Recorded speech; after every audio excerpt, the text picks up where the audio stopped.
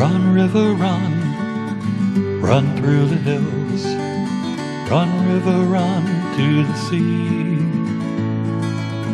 Run, river, run to your place beneath the sun. Run, river, run over me. Hi, this is Jan Lewis. Welcome to Be My Guest. Today we have Tom Potosnak with us, and Tom is a singer-songwriter, and he is going to tell you his story of how he got into music. Chapin, what was Chapin's first name? Harry Chapin. Harry Chapin was actually kind of your first real idol, right? Mm-hmm, sure. And I read about you there's a magazine out there called, or a newspaper every month called the 50 Plus Advocate. And big headlines, singer-songwriter humorously chronicles the life cycle. You're from Westboro. Right. Yeah. But he grew up in New Jersey. You've been in the Army. He's going to tell you all about it. Were you a kid when you got into music?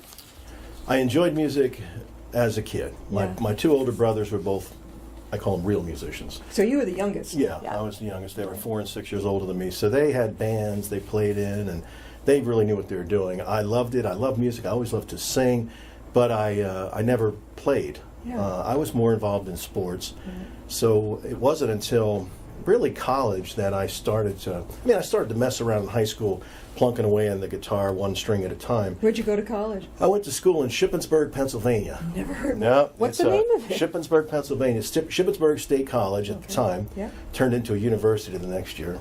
They all seem to do that, right? Yeah, so it was the one up in Plymouth where I went, yeah. There you go. But it's a small farm town, about 40 miles south of Harrisburg, PA. And that's where I went to school, and I had some great friends there who were really good musicians. So I was able to come up with melodies and lyrics, and they could play. You know, I had Sean Mallory, Tom Clark, a couple of guys I went to school with, great musicians. So I kind of started writing then. But it wasn't until after I got out of school and I became an Army officer, moved down to Fort Benning, Georgia. In the Navy? Now Army. Oh, Army, okay. Yeah, Fort Benning, Georgia. I was down there, and that's when I bought a book by Roger Evans, How to Play the Guitar. Yes. And I picked up, bought a cheap guitar and started learning. And you were 22. Yeah. You were at Fort Benning in 1983. Right. And you were inspired when Harry Chapin died on July 16th, 1981. That's right. Isn't he the one who wrote Taxi? Yes. Taxi. Mm-hmm. Yeah, and Cats in the Cradle. Cats in the Cradle. Yeah. Those are great songs. They certainly But are. you also own a trade show company exhibit place called Old Vienna? No, the exhibit company is called Exhibit Sense. Yeah. And that's in Westboro as well. I've been in the exhibit industry since the early 90s. Mm-hmm. I've owned this company since 2004. And we've grown throughout the years. Literally, it started with me in an office above the barber shop in downtown Westboro. Yeah. And grew from there, and now we got about 15 people there, and we're in on Route 9 in Westboro. The Old Vienna listening room, as I call it, came from, I use a portion of the space. I have a 20,000 square foot building there that I use a portion of the space for that. So can people actually come and exhibit over it and sign up to have a... Well, what we do as a company is we design and produce trade show exhibits for companies that go to trade shows. It can be anyone. A lot of people, when they say trade shows, they're not really familiar with what they even are. But if you think about home shows, you see those around. That's on kind of on a small scale, Sure. But what we do mostly, it's corporate entities, companies, software companies, medical, doesn't matter what they do really. We will design the exhibit that we then ship to a convention hall. It could be anywhere in the country or in the world for that matter. And it gets set up there, and the company uses it to sell at a convention. So you're responsible for when we go to these big exhibits. You actually design what catches our eye. Exactly. I have a designer that does that. So you're artistic as well. Well, I can't say that I'm much of a designer. I'm artistic in as much as I can write music. Yeah. But I have Tim O'Leary is a great designer, a guy I've worked with for so many years. He's the one that makes them look pretty. I just kind of conduct the band. What a kind of a fun thing to do. Did you know when you left the Army that you wanted to do this? I did not. What happened was one of my best friend that I grew up with in New Jersey had moved to Florida, and he was in exhibit transportation. They used to transport this stuff to trade shows. So my friend Steve Jacobs said, hey, when I was out of the Army, you ever think about getting involved in what we do? Yeah. I did on the transportation end, and after that, I really enjoyed the exhibits themselves.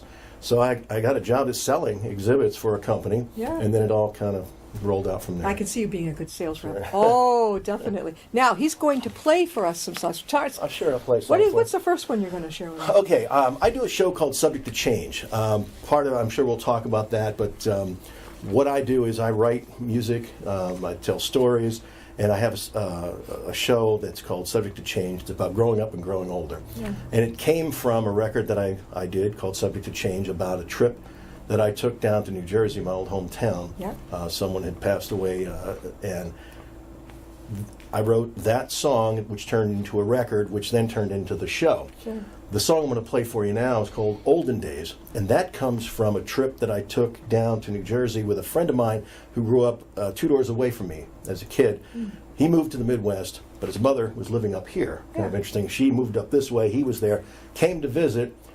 We hopped in the car, drove the 3 hours down. We lived in a suburb outside of New York City, and we walked around our old neighborhood, and it was a beautiful summer day in July, and it was like a ghost town. It wasn't at all like we remembered it as kids, where kids were out playing and having fun. Sure. And so we were driving back up to Massachusetts here, and we started talking about how we remembered things being back in the olden days, quite different than they were then. So that's the song. We were talking about it, and we said when we were kids, we were shot out of the cannon every single summer morn. Nobody knowing where we were going. As long as we were home by supper time, we'd be fine. We'd eat real fast and go back outside until the fireflies arrived. It was time to call it a night.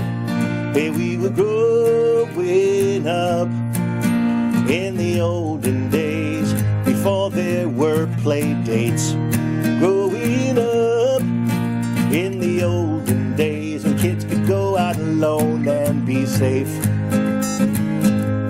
And everything wasn't supervised and sanitized. And if you wanted a trophy, you had to win.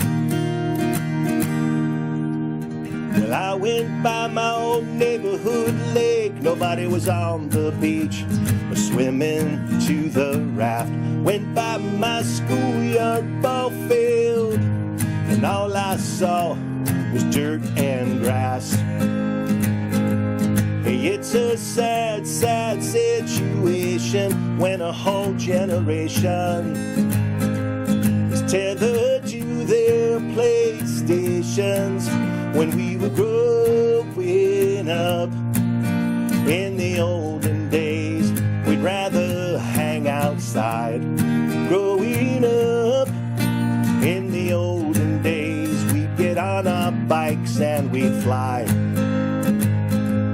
To get to school, Mama didn't drive. We'd walk, or on the bus we'd ride. Yes, and somehow we survived. I'm not saying everything was great. Yeah, there were narrow-minded and ignorant things we do. But these days enlightenment mixed with arrogance at the expense of common sense ain't cool. You know, it just makes for a bunch of smarter fools than we were growing up. In the olden days, we had to stand up to answer the phone. Growing up in the olden days, we'd fill our gas tanks and not need a bank loan. Growing up in the olden days, we even had to get up to change the channel.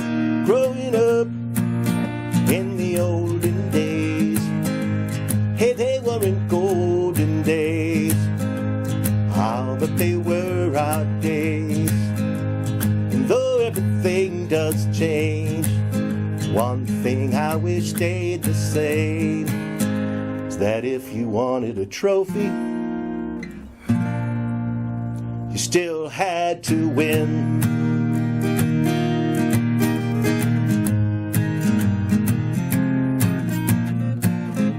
Oh, what's the name of that one? It's called Olden Days. Now, boy, you're aging. You're a baby boomer, right? I am. You're aging yourself. Yeah, you know, I was chuckling when I was thinking, yeah, we had to get up to answer the phone. Yeah, And change the channel.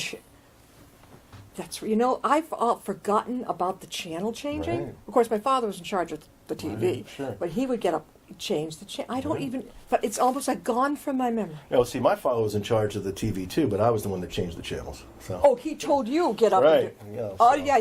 that's But it.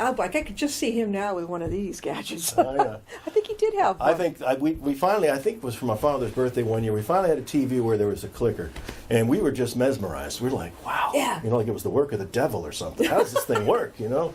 It was revolutionary. When did you start writing your songs? In 83? You know, I kind of hacked around in high school a little bit, you know, like I said, plunking away and coming up with little melodies and this and that. And in college, when I had my friends that I mentioned, I would write lyrics and such. But in terms of actually writing, you know, words and music that went with it, it was after I started learning to play in my 20s. Now, when you left the Army, Mm-hmm. what did you do then? Well, when I left the Army, I was up in this area because after Fort Benning, I worked. I was at a Department of Defense Command in Boston. When I got out of the Army, we stayed. My wife and I, at the time, we have a daughter, but she wasn't born yet. We stayed here. We had bought a house in Franklin, and I kind of kicked around a little bit for a while. I just played music. I used to play out in bars and. Then the old Vienna Coffee House, which is where this whole thing kind of comes together. I used to go there and do open mics and things, and then a little bit after that, I started performing my own shows, and then I got a real job. You know. We were talking with Tom Potosnak, There you go, good job. singer-songwriter. What's your website, Tom? Tell them your website. It is www.tompotosnak.com. Potosnak, Tom Potosnak, like Potosnak without the C. Yeah, that's a beautiful name. I asked him. It's Polish and Russian? Yeah, it's. I'd say the name is more Slavic Russian, but I'm almost thoroughbred Polish from the grandparents. I love it. Yeah. Does your daughter, any of your daughters, is she musical at all? She is. She, in fact, the last show we did, February 9th at the old Vienna Listening Room, was the first show. She's 26. It was That's the first exactly show. my son's age. Oh, there you Will go. she be 27 this year? She'll be 27 in December. May. New Year's oh Eve, my actually. God. Yeah. Yep. So this was the first show that she ever sang with me. Yeah. Her and actually her boyfriend plays saxophone. So normally the Subject to Change show, it opened, when I first started, it was me. It was a one-man show, monologues, stories, songs. Then a guy, Ed Wiley, in fact, that's his guitar. I borrowed his guitar. But long story, we were practicing last night, and he said, your strings are horrible. You should grab my guitar. Yeah. My guitar needed new strings, and we didn't have time to change them. Anyway, so Ed, great guitar player. He's toured the world as a musician. He started playing along with me. But then the last show, Jesse sang harmony on a bunch of songs, and Brad, we threw some sax in. So we've been kind of expanding and cool. adding to things. You're having her aboard? With Oh, it's great. It's great. What does your wife think of your music? My wife, how do I say? I'm sure she likes the music. Yeah. But when you hear it all the time, when you live with it, when you hear do you think the song's any good? You don't what have do you a think of soundproof that? room? No soundproof room for No. You know, well, now it's nice that I've got this set up at my office because we have a stage there that is up all the time. Sure. So I practice there. But no, you know what? She's great. She's been supportive. She has brought people into the show. The last show we had, she invited a whole bunch of people that came. So Now, she where is this located again? Where do you have the show? on Route 9 in Westboro. If you were heading east on Route 9, let's just say, let's say you're in the center of Westboro, you head out to Route 9 on 135. Yeah. You head east, which means you make a right. You go up, you pass, there's a Stop and Shop, there's Lyman Street. You keep going, there's a Dan's, McDonald's, Dan's Jeep. Yes. And then we're on the right. The last building before you start heading up the hill to Computer Drive. I know exactly. I know exactly where that It is. used to be, it's been a bunch of things. It was a fitness equipment company That's many years ago. Then yeah. it became, then there was, there's been a lot. There was another fitness company in there. There was a granite business in Yeah, there. yeah. But we've been there 8 years, and now we have the whole building. We used to share it with some of these other So people. it's part entertainment. You get to do that. And Right. how do people know, what's your booking schedules? Well, we just started this whole thing back. The first show we did was in October of 18. And I opened the show for Jen Chapin, Harry Chapin's daughter. And it's her birthday today. Happy birthday, Jen. Wow. But anyway, Jen is an outstanding musician, and she lives down in Brooklyn. And she was coming down from Maine. She had done a few shows and heading to Connecticut. We worked it out. So she really headlined that show, and I opened it. So that was the christening of the Old Vienna Listening Room. I had met her Uncle Steve, Harry's brother, in the band that Harry played with at the Old Vienna Coffee House many years ago. I met Jen at the Bottom Line in New York City when they did a tribute concert for her dad. And there's a sign here that has a history. The sign has a history. The Old Vienna Coffee House was in downtown Westboro on South Street, Yeah. and they had the sign outside, and big wooden, heavy sign. I think it's like 13 feet wide, 5 feet high, and it was on the building. Yeah. When they closed, the sign went away, and it ended up in a barn, I understand, for 20 years. And when the Westboro, the 1717 shop opened up to raise funds for the 300th anniversary of Westboro being a town, that was for sale. And once my wife told me, when I found that out, I knew I wanted to buy it. We got it on the wall somehow in my office. How long ago was that? I bought that probably kind of a good 6 months before I started the Old Vienna. Yeah. I had it in my warehouse there, and then the guys I work with, it's 4 pieces. Yeah. They got it together, cleated it on the wall, and so people now come in there and they see that, and a lot of people remember when they read that article. Yeah. They said, "Oh, the Old Vienna, I remember that place." So I had tickets available online, and Do you serve we had food a new too, crowd. or no? You know, we don't really serve food yet. We have some snacks, Yeah. and we had we do all the shows I do are for the money's donated. So, for instance, the last 2 shows I did, one was for World Hunger. This was for the last show. I did a show in February for the Worcester County Food Bank. So what we do is we have snacks, we have waters, I hired a private catering bartender type service, Sure. and we just so we do that, but it's all donation based. How do you get the word out about how people come to your shows? Well, there's a few ways. The article in the 50 Plus helped. That article also ran in the Community Advocate. Yes. There's just kind of a buzz. Nancy Perkins, the person who sold me the sign, Ed, people that remember the Old Vienna, they immediately gravitated towards it. Some people that had used to go there, they were very interested. They came out to see the show. So that helped, and I also have kind of a bit of I hate to say a following, but yeah, that have seen me play in different places, and they came out and supported it. The last show we did, we had about 75 people in there. That's great. And my wife's a school teacher in Westboro, so she put the word out, and Is there a really sign had out front there, Tom? what we do is this: the week or 2 weeks before a show. I do have a sign that says Exhibit Sense on it. It's right on the road, right along the roadside, and it's a magnetic sign. Underneath it, we put Old Vienna Listening Room, February 9th, all that. Website. People can buy tickets online or show up. When's your next show? Well, I'm doing a show April 6th but that's not going to be at the old Vienna Listening Room. This one, I play out, if you're familiar with Willikers, in Yes. Willikers on Route 20. Yeah, I've seen And, it. yeah. It's got a green sign, is it? I think it does. And Willikers is a great place. I love the people there. They're so supportive. I have so much fun at those shows because they have a separate room with a stage and lighting. It's really great. And I call them the Willicritters. They all come out and we have a great time. That show's a lot of fun. And what I'm doing is, this show is it's at 4 p.m. on a Saturday. It's a matinee. Yeah. And the reason I do it is last year I had someone who said, "Geez, I really love husband and wife, really love to come to the show, but we really don't like to be out at night. We like to kind of get home by 6, 7 o'clock, maybe have an early dinner. We just don't like to be out late." So I said, "You know what? I'll do a 4 o'clock show, the matinee." Yeah. So I'm doing, and it was hugely popular. We had a full house. So I'm doing it again on April 6th, 4 April p.m. Willikers, Route 20, Shrewsbury. Okay, all right. Now, if somebody would like to get in touch with you, have some questions, how can they do that? Well, they can get in touch with me through the tompotosnak.com, my website, and that my email is tom@tompotosnak.com. Yep. I also, as I said, the business I own, Exhibit Sense, they might remember that better than they remember Tom Potosnak, that name.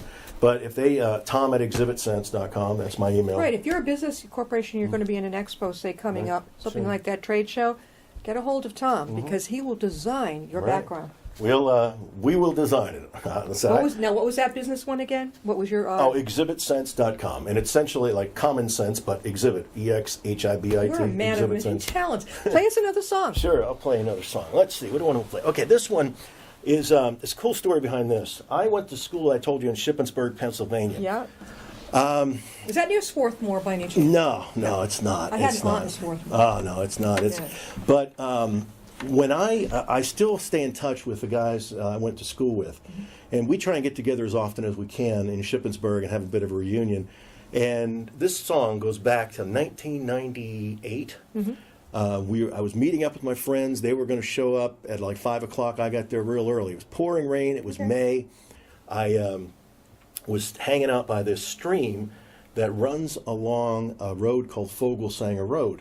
Fogelsanger Road is a beautiful, beautiful farm. There's farms on the road there. It's right out behind campus. And it was raining. There's a footbridge that goes over the little stream. And I walked out, and there was like initials on it, so-and-so plus so-and-so. And I got to thinking, and I came up with this song about, what I dreamed up about what I saw there. Now, here's the interesting part. I recorded the song. It went on my second CD called No Way Out But Through. CDs out. Oh, yeah. So we'll talk about those. But it was on my second record called No Way Out But Through. Yeah. Now, let's fast forward to 2015. On Facebook, I get a message from someone named Shelva Fogelsanger.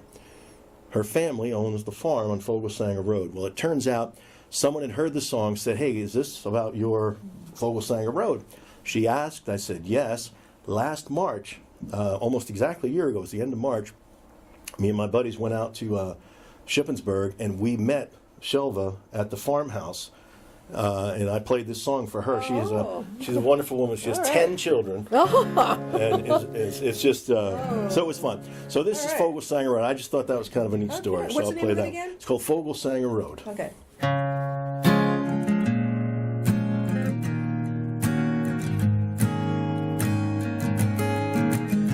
Standing on the wooden footbridge that runs across the stream, looking for the initials you carved on the footbridge rail. It's raining hard, well I don't mind, it matches how I feel. You know it never changes, babe.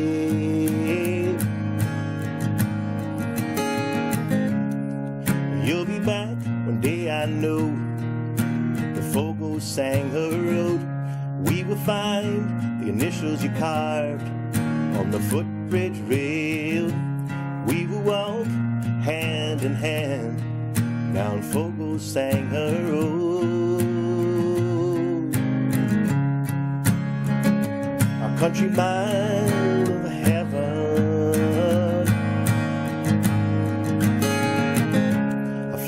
About the day you left here with the promise to return. You gave me the watch I hold in my hand. You said until that day, all I ask for is your trust. I said my heart is yours to take, and you still have it, babe. The cows are in the pasture, and the corn is in the field, and our country home, it's just around the bend. The lights on in the kitchen, country scent is in the air. Oh, but you're not there.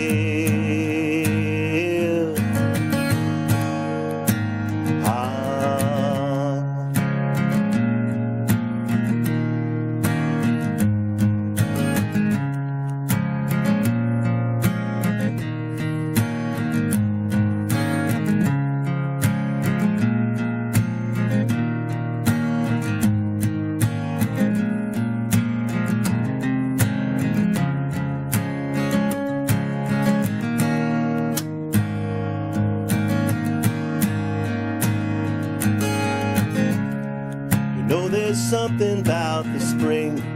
It always leads me to believe all this rebirth, renaissance, it's the same each year.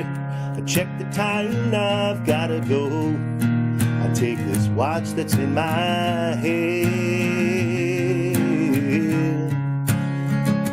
I drop it in the street.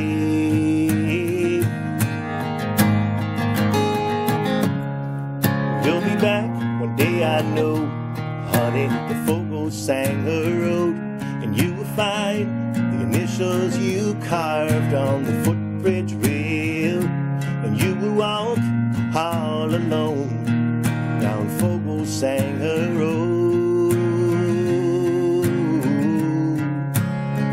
A country mile of heaven.